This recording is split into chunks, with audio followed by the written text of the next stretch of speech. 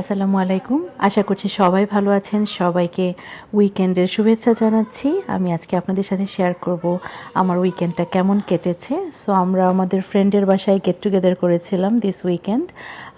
So আমরা দুপুরবেলা গিয়েছিলাম, খাওয়া দাওয়া করলাম। ও অনেক মজার মজার আইটেম রান্না করেছে।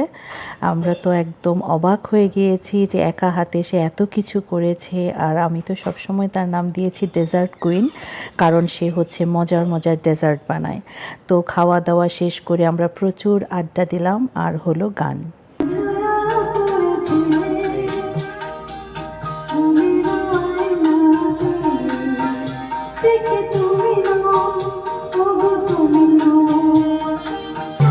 যখন